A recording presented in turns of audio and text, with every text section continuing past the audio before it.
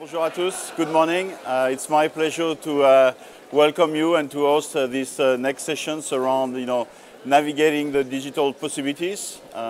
My name is Laurent Delaporte. I head Microsoft Advertising in Europe. I have to say it's quite impressive to talk to an audience of Mickeys, listening to me, but I'm not so sure if I hear myself, so hopefully we'll be having a good sessions. So AdVision is a series of discussions Microsoft is having with its partners and its customers all around Europe with the goal of making sure our customer here the way we tackle the hard challenge and the opportunities we have all in front of us. In the last 2 days you heard a lot about how the world of media is changing, how the consumer is looking at us in a different ways, and I think it is quite interesting for us to basically introduce this subject of, how do we take, all of those different possibilities and all those different medias, and rather than, looking at them, as silos, as we may have heard a little bit of yesterday, the importance of social media, the importance of mobiles, the importance of, entertainment, and looking at them in silos. We're very much interested in hearing our panelists here and our partners to really look at how do they help really brands to get that dialogue going with their audience, and how do we do the right mix in depending on the campaigns, depending on the brands, depending on the need of the customers, really balancing those different digital possibilities. So today with me I have three very senior digital members of the community, so I'm quite pleased to introduce in the orders. So I don't know if it's bronze, silver or gold, but the Starcom teams with Ian Jens, with the Chief Digital Officers for EMEA for Starcoms, Steve Parkers, who is Managing Director at MediaVest in the UK, and Stuart Eastbrook, CEO of SMG UK. So again, I think what we'd like to have is a dialogue between us and really look at, how you help, navigate the digital possibilities. At Microsoft, we believe content is still very core to what brands want to share with an audience. Maybe also as important as the quality of the content is also the context in which that content is displayed or proposed or shared to the audience. And I'd be interested, maybe Stuart, to start with you. How do you look at that, and how do you help your brands and your customers navigate between those different medias? Yeah, sure. Well, I mean, we share a very similar view, and really we try and stay as close as possible to consumers who we see orienting themselves entirely around content and information that they find relevant to themselves. So actually that's dictated how we've organised ourselves as a business. So I know some of the debate over the last day or so has been around how complicated the world is becoming, but actually it's relatively simple if you take time to really understand consumers and the sort of experiences that they find engaging. And that really starts to help inform, therefore, how you activate a media around it. So one thing I will pick up on straight away as well is your comment regarding social media. And there's been a lot of talk about social media over the last day, almost as a sort of a thing that's distinct from everything else we do, or something we can opt into or opt out of. Or if you haven't got a social media strategy, get a social media strategy. I think our view on that is that the kind of the socialisation of content and information, which is really what social media is kind of the plasma within which all bought media sits anyway. So we don't really kind of draw that distinction. So that's how we're organising ourselves as a business to better inform our clients about how to sort of activate in increasing the open-ended digital spaces, really. And I think what's also important about that, which is I think is really interesting for everyone, depending on kind of the angle or the organisation they work in, is the relationship now between social media, because it's absolutely not in isolation, and where still a significant amount of advertising dollars are in terms of offline media. So that relationship is real. it's kind of live today. It's reflective of consumer behaviour, and I think it's just interesting. A lot of the debate has been around kind of how you operate in a specific, almost area of specialism, and that can't be the debate. The debate has to be how we collectively can advise ultimately the people with money, clients, on how to naturally integrate, measure, and then understand the relationship between all of these channels, because consumers aren't worrying about it. Consumers are just naturally integrating, naturally operating amongst these channels. And I think the debate should be really, really how we understand and how we measure the value of that integration. I think there's a massive preoccupation, or an over-preoccupation, I think, at the moment in terms of machine to machine. Clearly exchanges are a hugely important part of our business moving forward, but what you can't lose sight of is just great creativity. Great creativity doesn't mean it's fluffy, it's nice.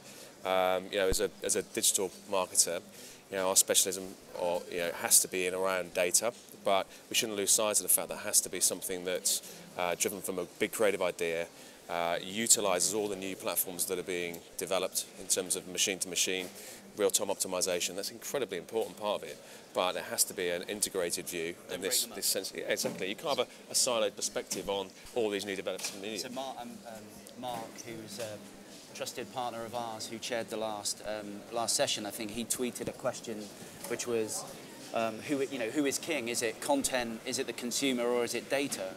With respect to Mark, it's kind of the wrong question. They are all king or princes or whatever way you want to look at it, but they have to work together, and we have to kind of seamlessly get them to work Is together. one of the challenges not also the realization that as consumer, there is a blur between the time where we work and the time where we have personal interactions. There is also a blur between watching TV and tweeting about it, or exchanging information with customers. This is a complication we're inventing for ourselves. Absolutely. Consumers are loving it. They don't care. There's nothing difficult about it for them. Sitting in front of a television with a laptop, tweeting away while you're watching your favourite programme is kind of second nature. Perfectly human, natural thing. And for us, that comes back to the content thing. Actually, you're following a thread of content that consumers are finding relevant across a variety of platforms. And the way that you're going to track that is through measuring that journey, but also the kind of analytics you wrap around that data. So the intelligent insight you draw out of the data around that journey that better informs what you do next time. So these things aren't separated. They're absolutely interwoven. And in the last discussion, there was a question, I think, around who should own that? Who should own the data? Should it be a client, a media partner, an agency? And again, wrong question, I think. Everyone should be involved in data. Everyone should understand its role, because data will come from different angles. The key is you have to be able to aggregate it, interpret it, and then apply it. So it's not about who owns it. It's about how it's best used to ultimately create greater value for whoever is investing in it. So help me understand, because obviously there is a trend of people who seems to say, it's one way or the others. You clearly hear where it's all about getting the right balance right. Correct. Yeah. How do you get that dialogue with your customers to get that to educate them and have the balance right? And how do you look at it every time? I think we take one thing to say. I think that there is an importance that there are specialisms within this integrated view. I think it's really important that we kind of appreciate that, and that's how we structure our business and how we need to talk to our clients. You need to be able to execute brilliantly, I guess. Exactly. You need to think holistically, think integrated, and these are kind of, I don't mean to be glib about it, that's kind of an obvious thing, but what needs to be executed fantastically is specialism, and I think where you see brands connecting in a more complete and efficient way with consumers is when they create content specific for platforms. I think you've seen it a lot I've seen some great examples in movie marketing recently, for the likes of Inception last year, for example, where you see content created specifically for platforms that then are adopted and consumed specific to that platform, but as brand extensions rather than just a picking up of trailers, for example, for Facebook Inception did a fantastic game, a massively immersive game that in its own right became a phenomenon within Facebook. Likewise, a fantastic app that in its own right became a sort of market-leading piece of mobile content.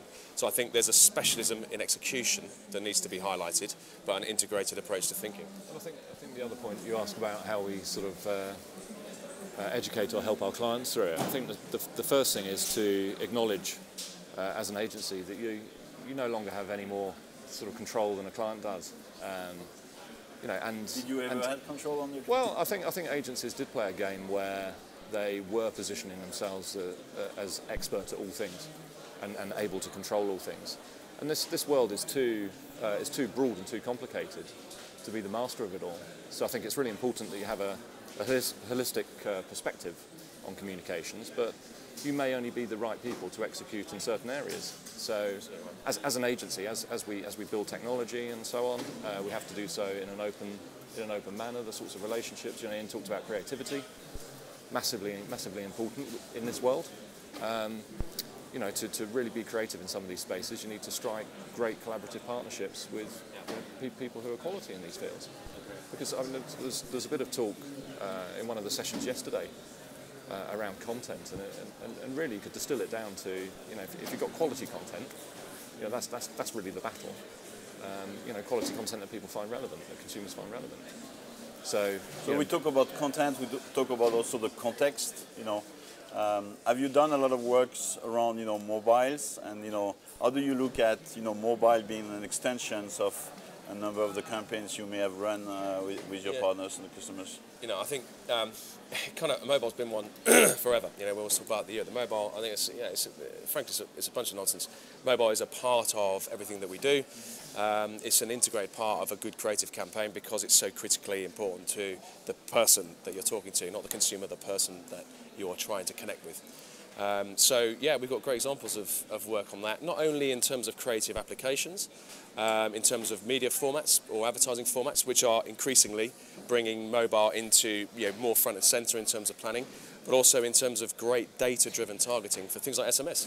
Actually, there's a kind of, for me, there's a bit of a renaissance around data-driven approach using direct marketing and SMS that is proving to be very effective, actually. So it's not all about great creativity. SMS looked to me like the I thought too. The good old days of direct marketing to some extent. Actually, some campaigns recently have shown it to be very, really effective medium. So, I think we can't be too, again, you can't make assumptions. Mobile is just an expression of everything we see in a digital space. So it's data as much as it's creative. So it's a technology, but also I think the interesting thing is mobile and gaming. I think we're pretty close to some form of almost a tipping point as the capacity of a kind of a handset increases, and obviously as penetration of tablets increases. I think we're only a small step away from kind of really broadening out the appeal of gaming to advertisers, which I think is really important, because I think in gaming, if it's certainly for a specific audience, for a specific group of brands, I think gaming is very high on the agenda. But I think there's a slight perception not issue, but a perception challenge, because I think if a brand doesn't feel it's actively engaging in the gaming community, then they might not be exploring it. And I think there's an opportunity to broaden out the appeal of gaming. And I think mobile devices and tablet devices will facilitate that. So obviously at Microsoft we are very keen to do stuff on gamings, entertainment in more general place. Whether it's through the platform Xbox or through different games on the web. It seems that a number of brands are a little bit cautious about entering that. Also, it's a very natural desire of any human being to smile and have fun and eventually share that with their friends. So, how do you see that, as an opportunity for brands to reposition itself through games or entertainment? Yeah, I don't. Personally, I don't really see content around gaming as being different from other forms of engaging content, and I think. One of the reasons it's really taken off is because of the social aspect to it, which is just giving people what they want. If you find stuff you enjoy and find relevant, you want to share it with other people who will do too. So I don't really sort of regard it as distinct, but a beneficiary of the same advances in technology. I think what consumers want is just ease of use. They want it to be seamless. Yeah, yeah. So we can have debates about handsets and pads and smartphones and all the rest of it, because consumers just want something very easy. But what marketeers want, they want to understand what is the point of it, what is the value of it. If I invest in that, what is it going to deliver? What is the return on investment? And I think that's true in mobile, it's true in gaming, and it's certainly true in social. And again, a lot of the debate has been around, or the feeling I get is certainly in the social area, it's all about volume. You know, the volume of friends, volume of Twitter followers. There was a tweet from the UK a couple of hours ago saying that are we only a step away from people having to pay to be a follower on Twitter, for example, or I like to be paid to be a follower. absolutely, or there's an e-consultancy report saying that the most successful, ranking the most successful retailers in the UK based on the volume of followers that they have or the volume of friends they have on Facebook, which for me is just it's kind of, that's very limited, and that's only a tiny bit of the question, because it's actually what is the value? What is the value of a friend on Facebook? What is the value of a like? Because if you can start to advise a client on the answer to that, then they will start to invest more, and they will start to invest more and more broadly as well. So it's about the value, I think, as opposed to the volume. Yeah, so to some extent, you have you describe at least three different contexts. One context is social, another context would be mobile, which I would expect, localization and geolocalization will have an importance, especially for people who will be retailers or having a retail shops. And the last one would be gamings, where, you get the intensity of the actions, the passions of people can make games. Also, games are getting more fun because you can now share over the internet. So I guess the content has to be customized for each of those three environments. Absolutely. I think a great example of that is probably Rio and Angry Birds, right? And I think that's a really great example of how gaming content and just fit for purpose to a context or a platform come together. Regardless of what the fit was on that and the kind of specifics of the campaign, what it does demonstrate is exactly what you've just described: the fact that gaming becomes this kind of, it's already connected culturally. How do brands find a way into that? Well, you've got to add value. You've got to find a way that it's contextually interesting and add value to the game. In that particular case, I think it worked really well. It's very challenging. I think gaming is really difficult because it's like, well, what more can you do? Hopefully the game itself, if it's already connected, is doing something interesting. How do you then, as a brand, get in that space without getting in the way? I think that's the challenge for gaming. As much as then it becomes how do you measure that and what's the point? What's the value to the brand? How does it fit into the mix? I think that's the challenge for gaming. Less so for mobile as a platform, in mobile gaming's case. But I think overall, that's why often I don't feel that gaming pops up in our world every day of the week as it would in everything else we've talked about. So you're not as much a fun team, and you're not well, maybe we're just boring guys, mate. I'm disappointed, We're not boring guys. I know you're not boring guys, so I hope, like the audience, you get a little bit more excited about gaming.